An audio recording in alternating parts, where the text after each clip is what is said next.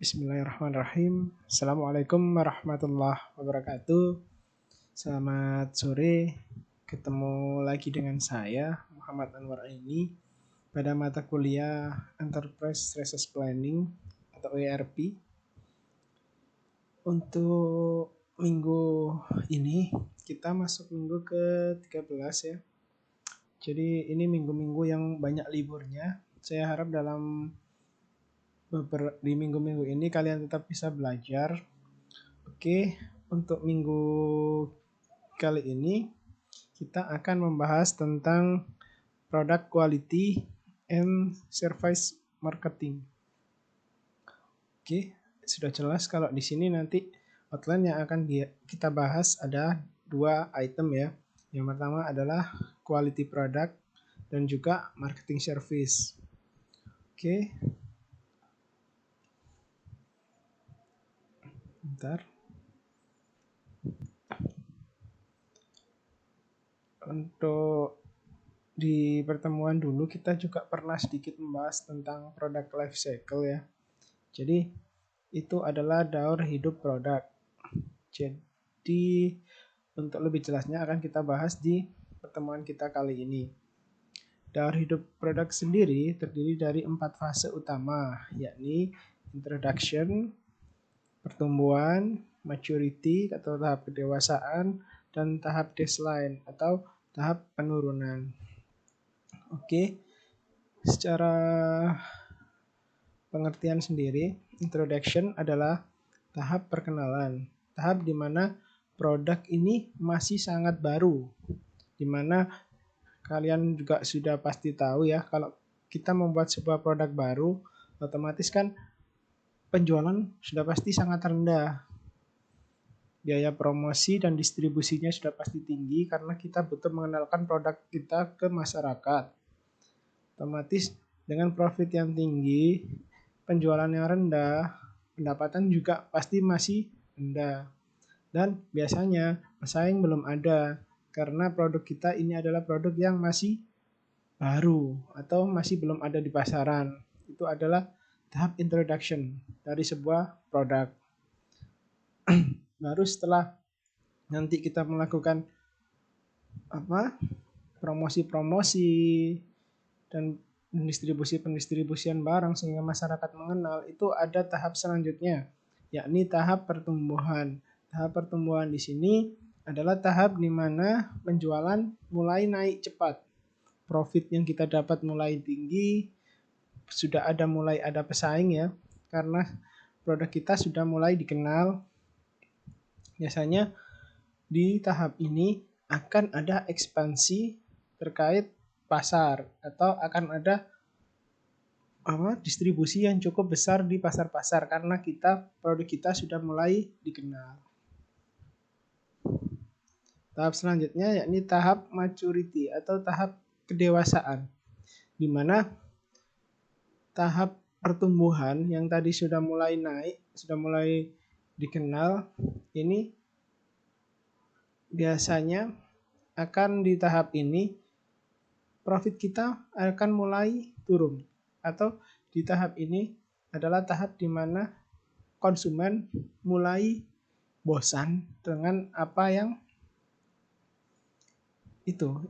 produk yang kita tawarkan. Biasanya ini ditandai dengan terjadinya over capacity karena kita sudah membuat terlalu banyak produk dan profit juga mulai turun. Biasanya ini juga ditandai dengan adanya persaingan yang semakin ketat. Misalnya pesaing-pesaing kita di produk-produk yang sama itu menurunkan harga. Itu adalah ciri-ciri dari tahap produk pada waktu maturity atau pada waktu mengalami kedewasaan setelah mengalami pertumbuhan. Dan nanti setelah di tahap paling atas ini biasanya produk mengalami tahap kemunduran. Karena biasanya penjualan produk ini mengalami kemunduran karena kurang adanya inovasi dan kita biasanya kalah bersaing atau kita mengurangi promo yang produk yang kita buat, serta kita mengurangi harga, otomatis di situ profit yang kita dapat sudah pasti akan semakin berkurang. Nah, dari keempat tahap tersebut, setiap produk sudah pasti akan mengalami tahap-tahap tersebut. Seperti kalian dulu kan pernah apa? Pernah itu ya, pernah tahu ada merek HP Nokia itu kan. Jadi di produk itu kan pertama kan awalnya pada masa biasanya kan kalau ada sebuah produk ya seperti yang kita ambil tadi Nokia gitu ya. Nah, di situ kan kita mengalami beberapa tahap tadi. Yang tahap utama kan 4 ini nih, ada introduction, grow, maturity, dan baseline. Nah, untuk tahap sebelumnya biasanya ada tahap develop atau tahap pembuatan produk. Lalu produk itu masuk di tahap pengenalan. Biasanya ini pendapatan itu akan semakin kecil. Seperti dijelaskan tadi ya, pada saat pengenalan. Karena di pengenalan ini sangat dibutuhkan banyak promosi-promosi untuk mengenalkan produk kita. Nah, baru di tahap pertumbuhan ini akan mengalami kenaikan atau pasar mulai mengenal produk kita. Seperti dicontohkan tadi Nokia pada tahun 2000-an, Nokia mengalami pertumbuhan penjualan yang sangat besar. Baru dia masuk di tingkat puncak di mana dia mendapatkan profit yang sangat besar.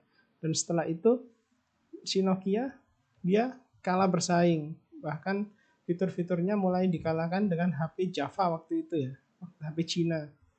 Nah, di situ dia mengalami penurunan penjualan. Yang mana produk-produknya mulai tidak disukai oleh masyarakat dan masyarakat sudah beralih ke handphone atau smartphone lain selain Nokia. Nah, ini adalah contoh dari pengembangan sebuah produk yang mana beberapa produk-produk tersebut sudah pasti akan mengalami tahapan-tahapan tersebut, yakni tahap develop, pembuatan, pengenalan, pertumbuhan, tingkat kedewasaan, dan juga mengalami penurunan atau decline. Oke. Ini secara grafiknya ya, bisa kalian lihat jika berhubungan sama profit dan penjualannya.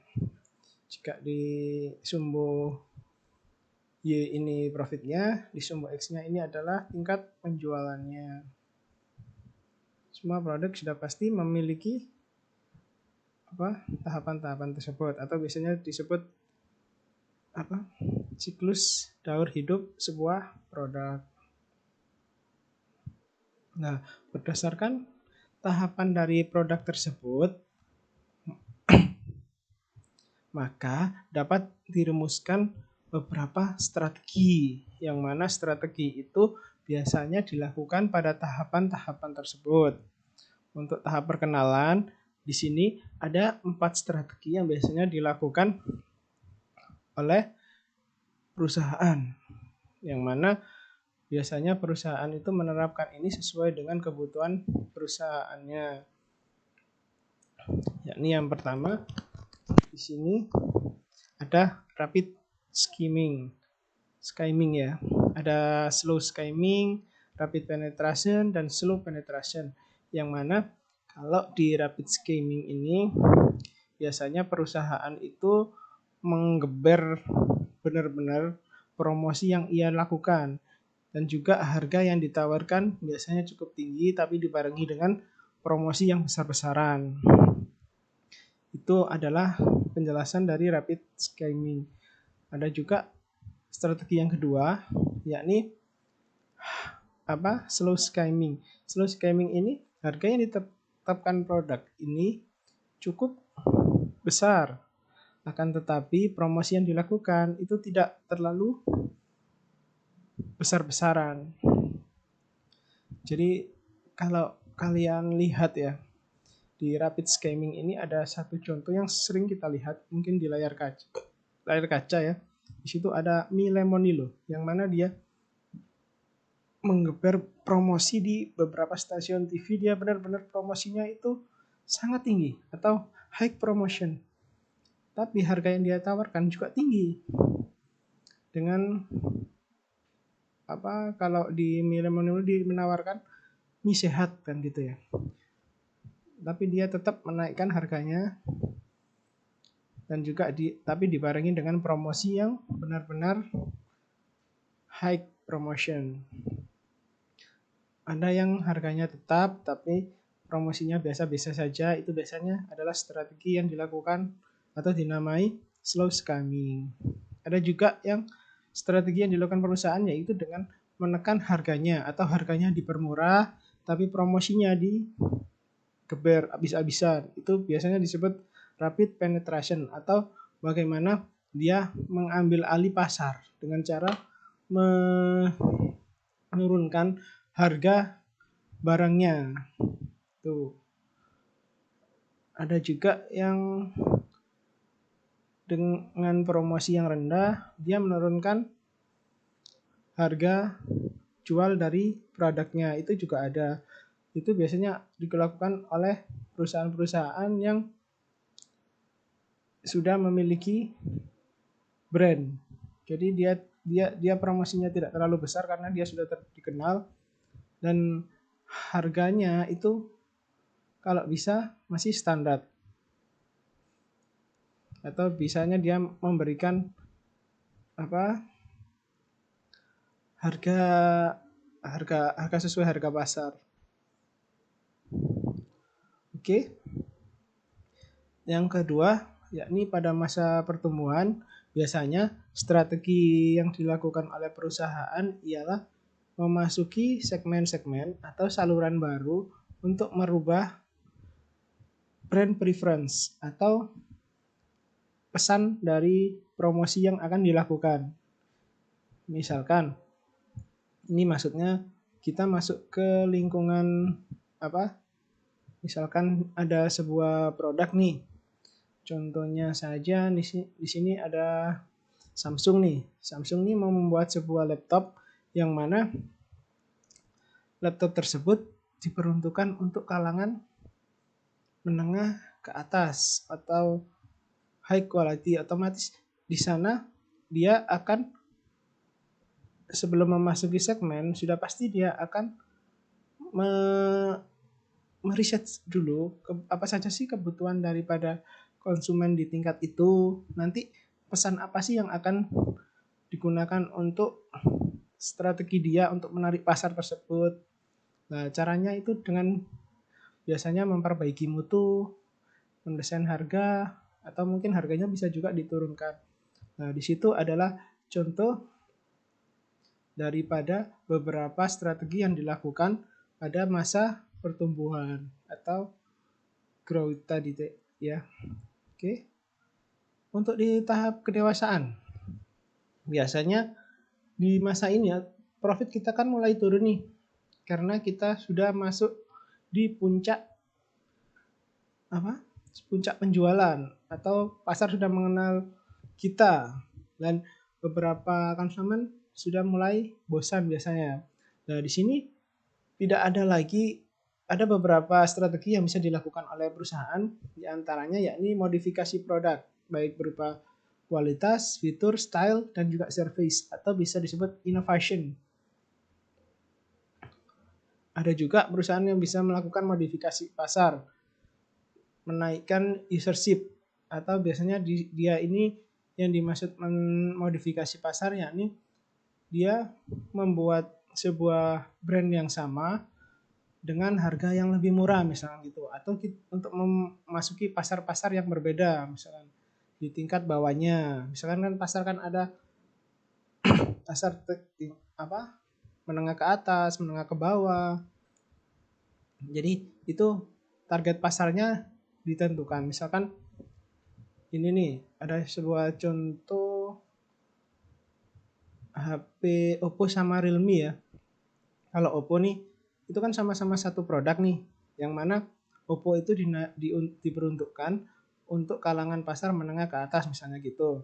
Dan Realme ini yang sama-sama produknya, dia akan memodifikasi baik itu tingkat fiturnya, stylenya, atau servisnya, dengan mangsa pasar yang diharapkan dia bisa menarik mangsa pasar dari menengah ke bawah. Nah, itu contohnya memodifikasi pasar. Selain itu ada memodifikasi produk, seperti yang saya jelaskan tadi. Di situ kita melakukan inovasi, baik dari segi kualitas, fitur, style, dan juga service. Ada lagi yang terakhir, ini modifikasi harga, baik itu berupa pendistribusian dan promosi-promosi. Oke, di tahap kemunduran, di mana kita biasanya mengalami ditinggalkan oleh customer. Jadi strategi di sini adalah kita melakukan evaluasi yang mana kita mencari kelemahan dari produk-produk yang telah kita buat, lalu kita harus membuat keputusan bagaimana merespon dari beberapa kelemahan-kelemahan tersebut. Itu adalah strategi yang dilakukan pada masa kemunduran. Oke. Di slide selanjutnya ini kita masuk ke kualitas produk. Kualitas produk akan terkait dengan nilai yang dihantarkan oleh penyedia produk kepada pengguna produk, atau lebih kepada sejauh mana produk dapat dipenuhi spesifikasi-spesifikasinya.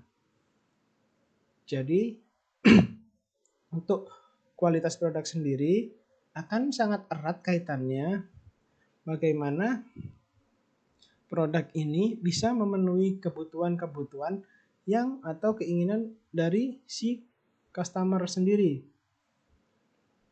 Jadi atau bisa diartikan adalah perpaduan antara sifat dan karakteristik yang menentukan sejauh mana output atau keluaran dapat memenuhi persyaratan atau kebutuhan yang diinginkan pelanggan. Seperti yang saya bilang tadi ya. Konsep kualitas pada dasarnya bersifat relatif ya. Jadi tergantung, itu nggak bisa mutlak. Jadi untuk kualitas sendiri biasanya sangat tergantung dari perspektif yang digunakan untuk menentukan ciri dan spesifikasi dari sebuah kualitas itu sendiri. Biasanya untuk hal-hal yang digunakan sebagai perspektif untuk penilaian kualitas itu biasanya lebih kepada persepsi konsumen. Konsumen ini menganggap barang tersebut berkualitas atau tidak. Itu sangat bisa dijadikan sebagai persepsi dari kualitas sebuah produk. Yang kedua adalah kualitas dari produk sendiri. Bagaimana fitur-fitur yang ada di dalamnya, bagaimana produk ini dapat mengakomodir kebutuhan-kebutuhan konsumen. Nah, itu masuk di produk hal yang dihantarkan. Dan yang ketiga adalah proses. Jadi persepsi yang terakhir adalah bagaimana proses dari produk ini bisa menarik simpati dari beberapa konsumen yang seperti yang ditargetkan oleh perusahaan. Jadi itu ya, orientasi kualitas bisa pada persepsi konsumen, bisa pada kualitas produknya sendiri, juga bisa pada bagaimana prosesnya dia bisa menarik dari konsumen-konsumen itu sendiri. Oke, dimensi kualitas produk. Oke, di sini ada 8 dimensi kalau nggak salah ya. Dimensi kualitas produk yang biasanya lebih bersifat tangible secara umum terdiri dari 8 dimensi. Jadi 8 dimensi ini bisa menentukan kualitas dari sebuah produk itu sendiri. Jadi suatu produk dinilai produk tersebut berkualitas biasanya akan bisa dinilai dari beberapa dimensi. Nah, di sini ada 8 dimensi yang mana itu bisa menjadikan produk tersebut dinilai produk berkualitas atau tidak. Oke. Yang pertama, yakni dari performance atau kinerja. Aspek fungsionalitas barang dan menjadi karakteristik utama, biasanya akan menjadi karakteristik utama yang dipertimbangkan oleh pelanggan dalam membeli sebuah produk. Seperti contohnya di sini adalah komputer tadi ya. Misalkan seorang akan membeli komputer, sudah pasti dia akan mempertimbangkan bagaimana kinerja dari komputer itu sendiri. Mulai dari fiturnya, mulai dari spesifikasinya, itu sudah pasti orang yang mau membeli akan mempertimbangkan hal tersebut. Jadi dimensi yang pertama ini adalah bagaimana performance dari produk itu sendiri. Yang kedua adalah features atau keragaman produk. Biasanya aspek performance yang berguna untuk menambah fungsi dasar itu atau akan menjadi pilihan-pilihan tersendiri dengan adanya keragaman dari sebuah produk itu sendiri. Misalkan di sini ada produk A. Nah, di produk A ini terdapat bermacam-macam fitur dan di produk B hanya terdapat 2 fitur. Otomatis memilih dengan harga yang sama akan memilih produk dengan keragaman fungsi yang ada. Nah, di situ adalah maksud dari keragaman produk tersendiri. Yang ketiga yakni reliability atau kehandalan adalah kemungkinan suatu barang berhasil menjalankan fungsinya setiap kali digunakan dalam periode waktu tertentu dan dalam kondisi tertentu pula.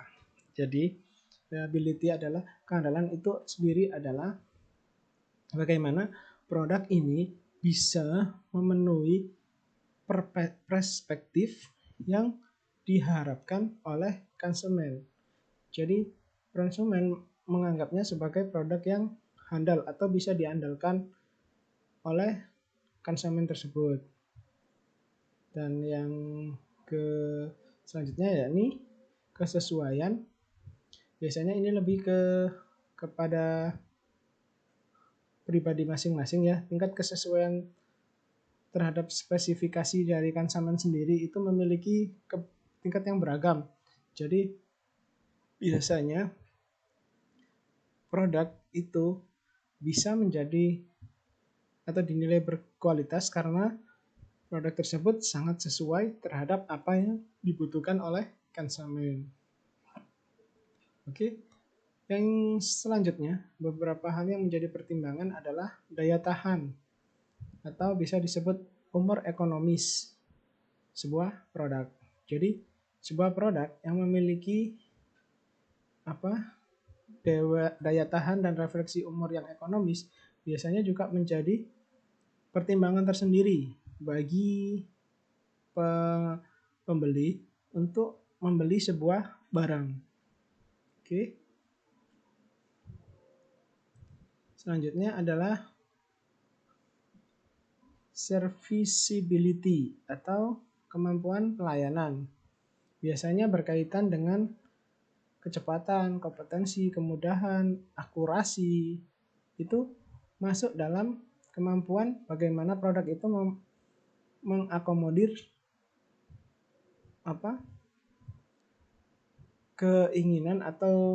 keinginan konsumen dengan kemampuan pelayanan yang ia miliki. Itu lebih ke serviceability. Yang selanjutnya yakni estetika. Yakni karakteristik yang bersifat subjektif tentang nilai estetika yang berkaitan dengan pertimbangan pribadi yang bersumber dari preferensi individual. Ini hampir sama seperti yang kesesuaian tadi ya. Jadi di sini lebih objektif atau lebih subjektif, lebih bersifat subjektif terhadap pribadi masing-masing. Oke, selanjutnya fit and finish adalah sifat subjektif yang berkaitan dengan perasaan pelanggan mengenai keberadaan kualitas sebuah produk. Oke, kualitas jasa adalah seberapa jauh perbedaan antara delivery value dengan expected value. Maksudnya di sini adalah kualitas jasa kan, dan dari di sini tadi kan dimensi dari kualitas produk ya. Nah, selain itu biasanya dalam penjualan sebuah produk atau sebuah perusahaan sudah pasti kan di situ ada promosi, ada lain, itu kan sudah juga berhubungan sama jasa ya, nggak bisa lepas. Jadi selain ada dimensi produk, di sini ada juga dimensi kualitas jasa. Dimensi kualitas jasa tersebut adalah seberapa jauh gap atau perbedaan antara apa yang diberikan oleh perusahaan dan apa ekspektasi dari seorang customer itu sendiri. Untuk biasanya dimensi dari kualitas jasa itu ada satu keandalan atau reliability.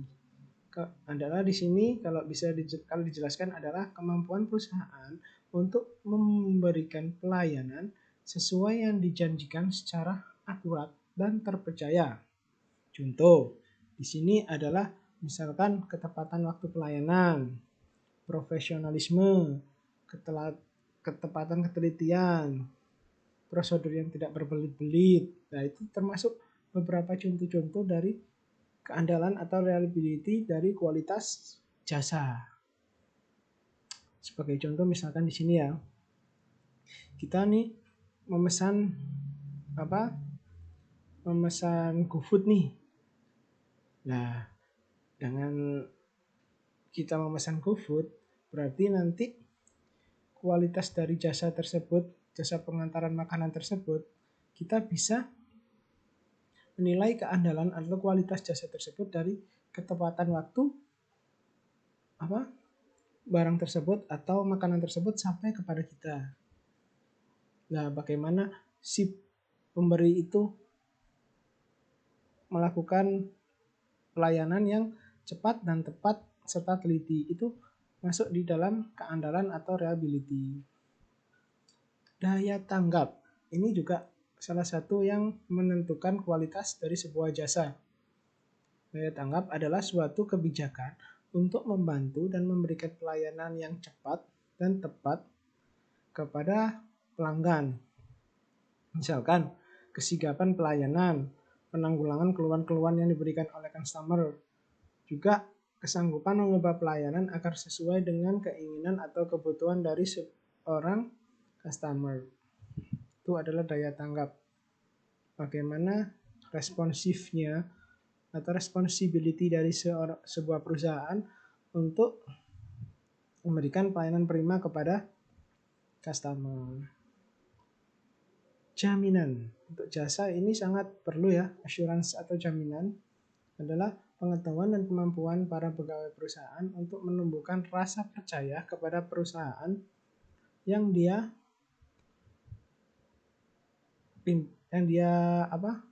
perusahaan yang dia miliki. Jadi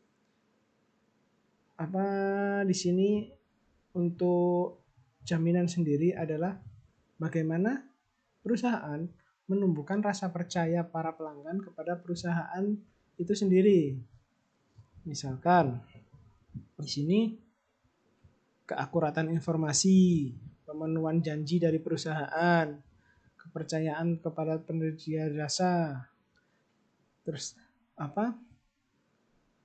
jaminan keamanan transaksi. Misalkan kita di Shopee ya,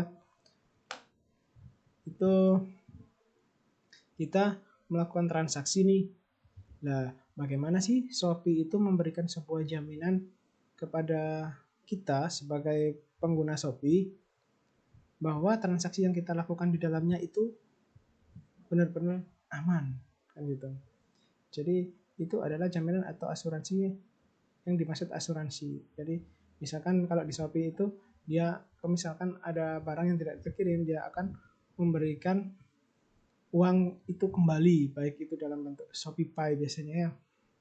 Nah, itu adalah bentuk dari jaminan dari perusahaan untuk menumbuhkan rasa percaya customer atau pelanggan kepada perusahaan. Oke.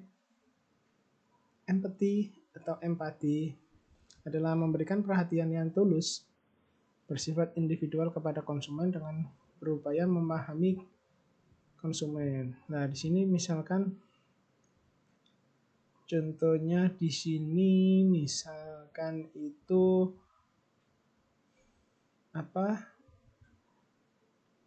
kita mengakses sebuah perusahaan penyedia pelayanan jasa kesehatan misalnya gitu ya. Nah, pelayanan jasa kesehatan ini nih biasanya memberikan kita notifikasi berupa SMS atau WA terkait bagaimana kita melakukan rutinitas check up misalkan gitu. Ini Pak jadwalnya check up. Itu misalkan notifikasi-notifikasi tersebut adalah salah satu bentuk perhatian dari sebuah perusahaan yang mana juga akan memberikan sebuah perusahaan itu dinilai memiliki kualitas jasa yang baik. Selanjutnya di sini adalah berwujud, adalah kemampuan sebuah perusahaan dalam menunjukkan eksistensinya kepada pihak eksternal melalui penampilan, kemampuan, dan prasarana fisik. Misalkan di sini kerapian dalam berpakaian, penampilan karyawan, serta kebersihan daripada perusahaan, kelengkapan fasilitas daripada penyedia jasa, misalnya gitu, atau kehandalan teknologi-teknologi dari sebuah perusahaan. Jadi ini seperti tadi dicontohkan ya, ada penyedia kesehatan, misalkan ada rumah sakit atau penyedia lab seperti Parahita gitu ya, otomatis dia akan kan memberikan sesuatu yang benar-benar ini loh, saya itu memiliki sebuah sarana yang lengkap, teknologi yang memadai untuk melakukan atau memberikan jasa kepada Anda, misalnya gitu. Nah, itu adalah salah satu contoh di mana perusahaan itu bisa dinilai menjadi perusahaan yang memiliki kualitas jasa yang baik. Pendekatan kualitas jasa. Pendekatan biasanya disebut servequal atau pendekatan kualitas jasa yang didesain dengan membandingkan antara apa servis yang telah diberikan dan juga ekspektasi dari sebuah servis. Jadi jika tadi kita jelaskan ya, untuk sebagai contoh tadi ada Gojek ya. Jadi di situ apa yang diekspektasikan sebuah layanan, misalkan tadi sebagai contoh Gojek, di situ seorang customer akan memiliki ekspektasi pasti memiliki sebuah ekspektasi tentang apa yang atau produk jasa yang dia gunakan.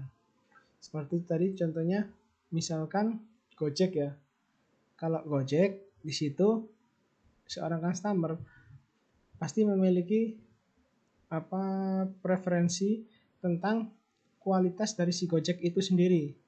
Misalkan di situ customer dengan memiliki persepsi seperti ini. Misalkan ya, jika saya menggunakan Gojek, sudah pasti saya akan datang ke sana tepat waktu dan tidak terlambat. Nah, itu apabila servis yang diberikan dari si Gojek itu lebih bagus daripada ekspektasinya daripada si customer, itu sudah pasti layanan dari si Gojek itu dianggap sebagai layanan berkualitas. Atau di sini disebut pre-service itu lebih bagus daripada ekspektasi service. Jadi layanan berkualitas itu didapatkan daripada apabila servis yang didapatkan oleh customer itu melebihi dari ekspektasinya dia. Contohnya tadi misalkan ekspektasinya dari si customer Gojek tadi ya, oh saya akan datang di situ pasti nggak telat nih jam 3. Nah, si Gojek tadi bisa mengantarkan orang itu misalkan jam 3 kurang 15. Berarti kan itu lebih dari ekspektasinya dari si Gojek itu. dengan pelayanan-pelayanan yang memadai, otomatis pelayanan tersebut dianggap sebagai layanan yang berkualitas. Dan sebaliknya, apabila pelayanan tersebut kurang daripada ekspektasi si customer, sudah pasti layanan itu dianggap layanan tidak berkualitas. Seperti contoh dari Gojek tadi, misalkan ekspektasinya jam 3, si Gojek bisa mengantarkan jam 4. Nah, otomatis tersebut kan berarti layanannya jadi tidak dianggap tidak berkualitas oleh customer. Itu sebuah contohnya ya. Biasanya itu dinilai dari tingkat kepuasan pelanggan. Untuk kepuasan pelanggan sendiri biasanya lebih kepada untuk menganalisisnya itu bisa dilihat melalui suara konsumen, riset kepuasan konsumen, ke shopper, analisis tingkat kehilangan dari sebuah customer. Biasanya kan kita bisa menganalisis nih dari sebuah perusahaan, dari sebuah perusahaan jasa, kenapa sih pelanggan itu kok terus-terusan berkurang? Nah, itu berarti tingkat kepuasan pelanggan terhadap perusahaan kita itu mulai berkurang atau layanan kita mulai tidak berkualitas atau ekspektasi yang diinginkan oleh customer itu belum kita bisa penuhi. Jadi perlu dilakukan evaluasi dan evaluasi. Gap persepsi kualitas jasa. Terdapat 5 kesenjangan atau gap yang menyebabkan adanya perbedaan persepsi mengenai kualitas jasa. Yang pertama, yakni kesenjangan persepsi manajemen. Adanya perbedaan penilaian pelayanan menurut pengguna jasa dan penyedia jasa. Nah, ini ya beberapa hal yang benar-benar harus dihindari ya. Ini karena seyogyanya di mana penyedia jasa itu harus tahu benar-benar apa sih yang dibutuhkan dan apa sih yang diinginkan oleh pelanggannya. Jangan sampai penyedia jasa, oh ini sudah cukup, tapi menurut pengguna jasa, oh itu sangat kurang. Nah, itu sudah pasti akan memberikan kesenjangan terhadap kualitas jasa yang diberikan. Yang kedua, kesenjangan spesifikasi kualitas. Jika tadi persepsi manajemennya ya, yang ini ke spesifikasi kualitasnya.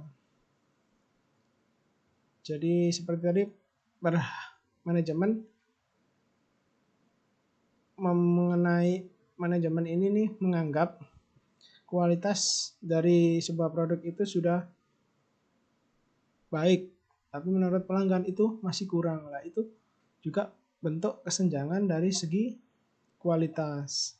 Dari kalau yang pertama tadi dari segi kepemahaman, yang kedua dari segi kualitas penyedia jasanya. Yang ketiga lebih kepada penyampaian jasa.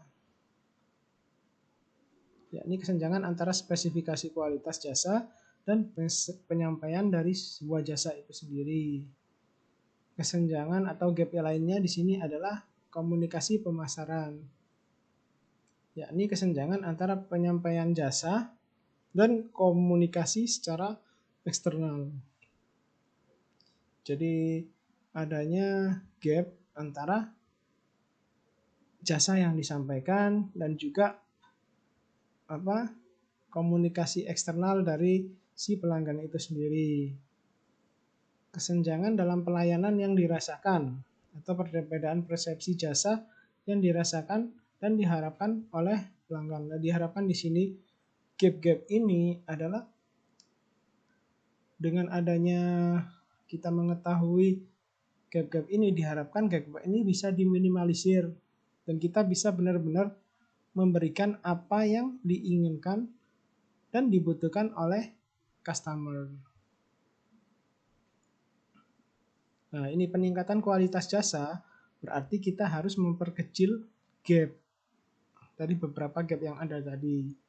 Perusahaan juga harus mampu membangun komitmen bersama untuk memperlakukan perbaikan dalam proses pelayanan, memberi kesempatan pelanggan untuk menyampaikan keluhan-keluhan terkait apa yang telah diberikan oleh perusahaan. Nah, cara lain yakni mengembangkan dan menerapkan accountable marketing, proactive marketing, dan partnership marketing. Oke, selanjutnya masuk ke outline yang kedua, yakni service marketing. Dapat kita pahami dari sini ya, service adalah penggabungan dari sistem operasi dan sistem penyajian jasa dengan media yang dipakai untuk mengkomunikasikan jasa kepada konsumen guna terpenuhinya need and want. Ini seperti yang tadi ya. Jadi service marketing ini adalah tujuannya adalah untuk mengetahui atau perusahaan bisa melakukan komunikasi terhadap konsumen untuk memenuhi keinginan dan kebutuhan dari seorang customer.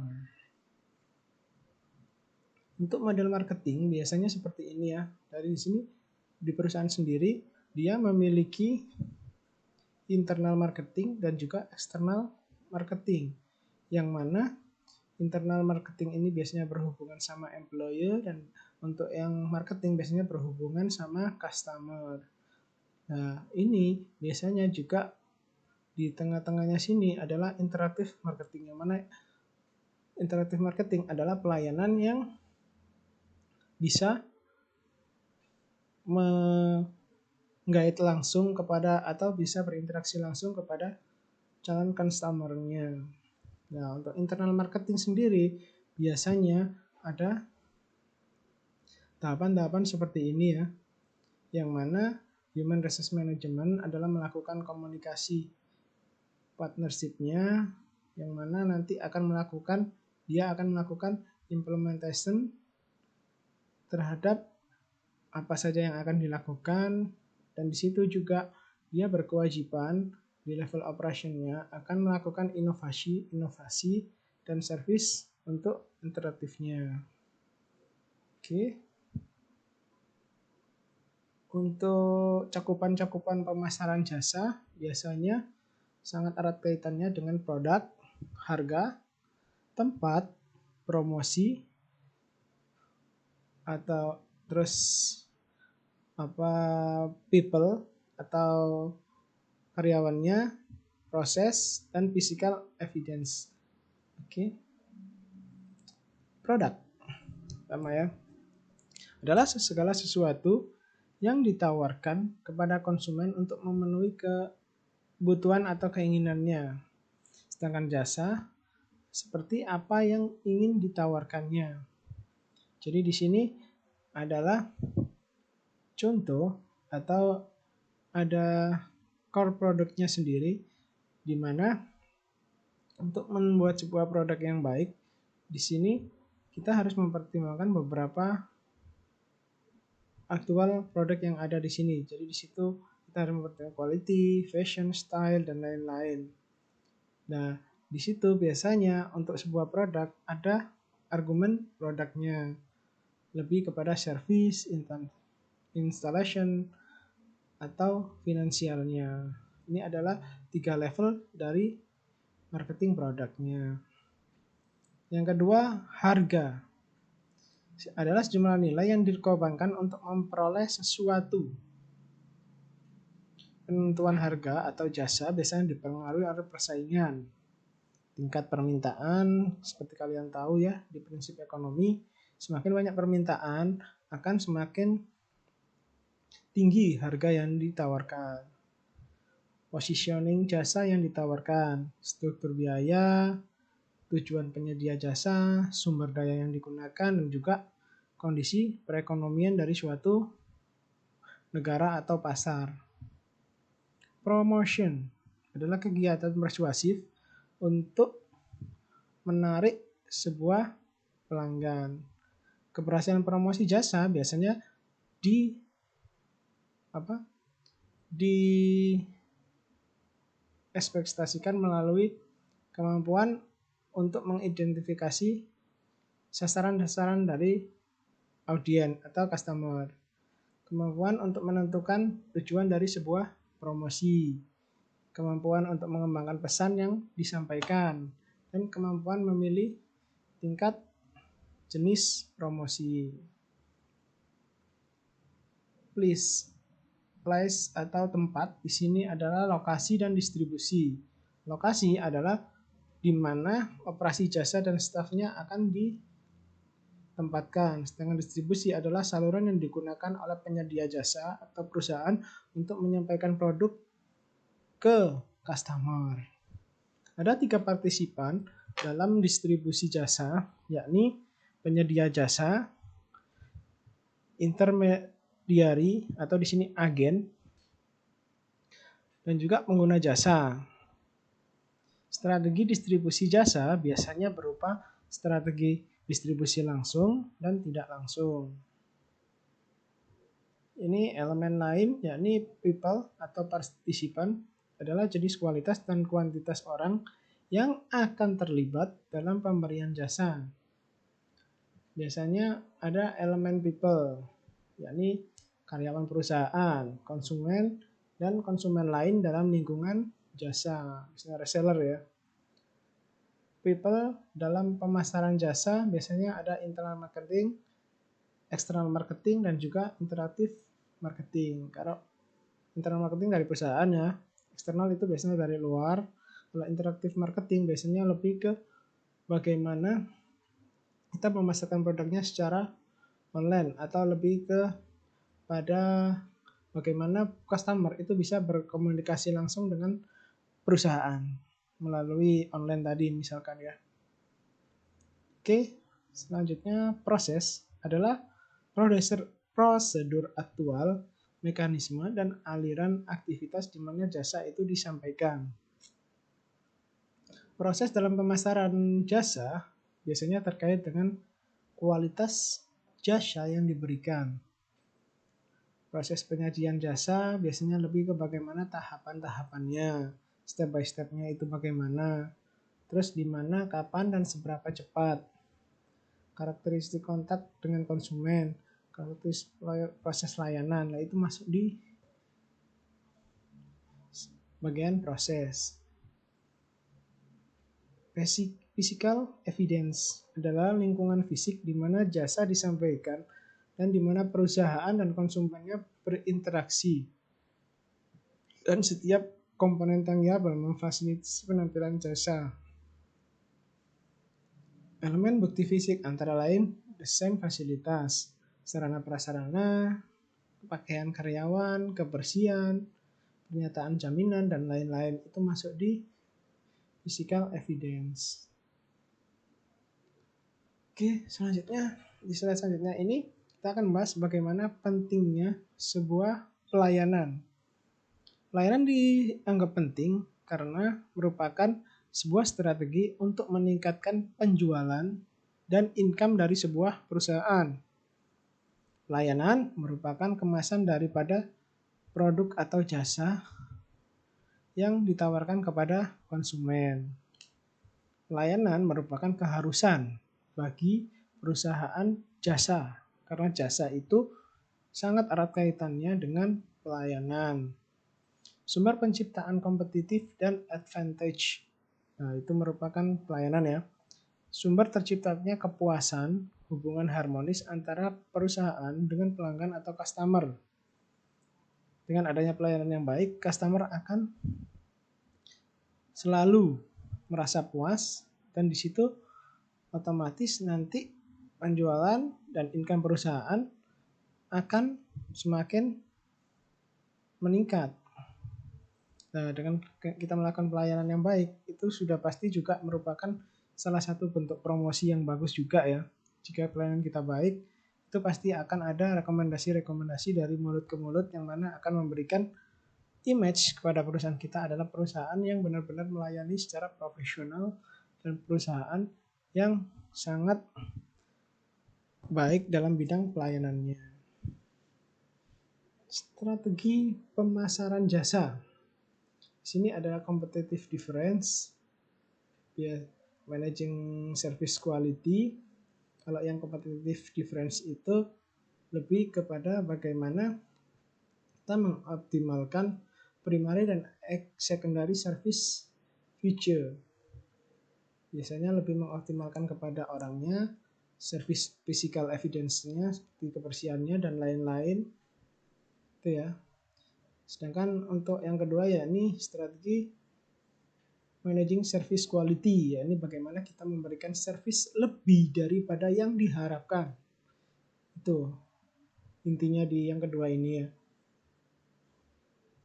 Yang ketiga, managing productivity atau meningkatkan inovasi-inovasi atau keterampilan-keterampilan daripada jasa dan profesionalisme sebuah perusahaan atau karyawan. Jadi di sini lebih ke bagaimana memanage meningkatkan productivity dan keterampilan-keterampilan daripada perusahaan itu sendiri. Oke. Saya rasa saya cukupkan sampai di sini ya. Itu tadi adalah penjelasan bagaimana kita mengetahui di situ bagaimana ciri produk yang baik, bagaimana service marketing yang baik. Nah, di situ diharapkan kalian sebagai seorang mahasiswa yang sudah belajar ERP, di sini kalian bisa mengenali tahapan-tahapan di mana produk itu sudah masuk di tingkat mana, mulai dari introduction, pertumbuhan, maturity, atau baseline, yang nantinya itu sangat membantu kalian dalam sebuah perusahaan atau organisasi. Begitu juga service marketing ya. Jika kalian mengetahui tadi ada beberapa strategi yang bisa diterapkan, baik itu strategi untuk penanganan kualitas produk atau strategi untuk service marketing, yang mana strategi itu bisa kalian terapkan guna untuk memberikan baik itu pelayanan atau sebuah produk akan keduanya itu tetap survive atau tetap berkembang dan perusahaan akan tetap mendapatkan income. Oke. Untuk materi kita minggu ini saya cukupkan sekian. Apabila ada pertanyaan, kalian silakan tanya di grup WhatsApp ya. Jadi intinya dari pertemuan ini tadi kalian akan diharapkan bisa memanage apa yang ada di perusahaan kalian, baik itu berupa produk atau service marketing ya. Jadi di situ tadi juga kembali lagi saya bahas terkait strategi. Strategi-strategi itu bisa kalian gunakan, yang mana diharapkan beberapa produk-produk ini, beberapa strategi-strategi tersebut akan memberikan kalian kemampuan untuk menganalisis pasar. Oke. Terima kasih. Selamat belajar, selamat berlibur. Wabillahi taufiq wal hidayah. Wassalamualaikum warahmatullahi wabarakatuh.